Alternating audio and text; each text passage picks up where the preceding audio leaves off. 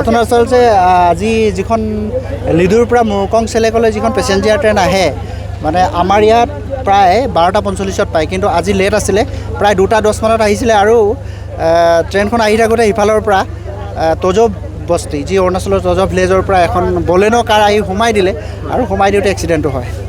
কেইজন মানুহ আপোনাৰ স্পট ডেথ মানে এগৰাকী মহিলা হৈছে আৰু যিজন চালক আছিলে তেওঁ সংকটজনক অৱস্থাত ডিব্ৰুগড়লৈ প্ৰেৰণ কৰা হৈছে ইতিমধ্যে। এতিয়া প্ৰায় কিমান ঘণ্টা সময় হ'ল এতিয়া প্ৰায় 2 ঘণ্টা হ'ল। 2 ঘণ্টা সময় আচলতে এনেকুৱা ভয়ংকৰ এক্সিডেণ্ট আমি আগতে দেখাও নাই, মানে শুনাও নাই।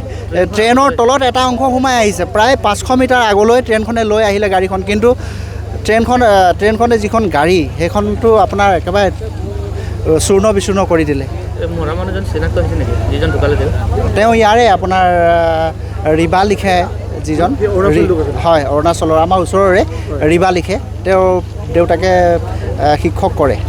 যিখন লিডু ট্ৰেইন মানে কোনো দিনে টেবুল মতে আহি নাপায়, মানে কেতিয়াবা 2টা, কেতিয়াবা 3টা, কেতিয়াবা 4টাও বাজি যায়, যাৰ ফলত মানে এক্সিডেণ্ট সঘনাই হ'ব ধৰিছে।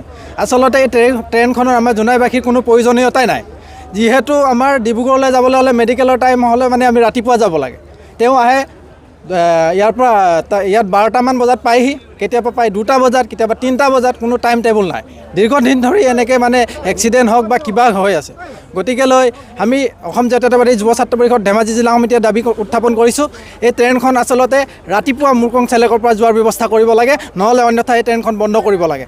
দীৰ্ঘদিন ধৰি এনেকুৱা অৱস্থা হৈ থকাৰ কাৰণে আজিকালি ইমান সঘনাই এক্সিডেণ্ট হ'বলৈ ধৰিছে, ফলত বহু লোকৰ জীৱন অকালতে মৃত্যু পৰিবলগীয়া হৈছে। আজি ঘটনাটো কি হৈছে? আজি আচলতে সেইফালৰ পৰা আহি থাকোঁতে ট্ৰেইনখনে খুন্দিয়াই মানে ট্ৰেইনৰ তলত সোমাই এনেকুৱা ধৰণৰ আচলতে ঘটনা সংঘটিত হ'ল। লিডুৰ পৰা আহিছিলে, এইখন গাড়ীখন আচলতে অৰুণাচললৈ পাৰ হৈ গৈছিলে, যিহেতু তেওঁলোকৰ গাঁও সিপাৰত তজ ভিলেজ বুলি কয়, পাৰ হ'ব লাগে। ইয়াতে মানে আপুনি দীপাৰ পৰা যদি চাই তেলেমৰলৈকে মানে ক্ৰচিং ব্যৱস্থা নাই। দীৰ্ঘদিন ধৰি ইয়াত ৰাইজে দাবী উত্থাপন কৰি আহিছে, দল সংগঠনে প্ৰতিবাদ কৰি আহিছে, মেমৰেণ্ডাম দিয়া হৈছে, তথাপিও মানে তেওঁলোকে পদক্ষেপ লোৱা আজিলৈকে দেখা নগ'ল। তাৰ পৰিপ্ৰেক্ষিতত এনেকুৱা ধৰণৰ আচলতে দুৰ্ভাগ্যৰ ঘটনা ঘটিবলৈ পাইছে।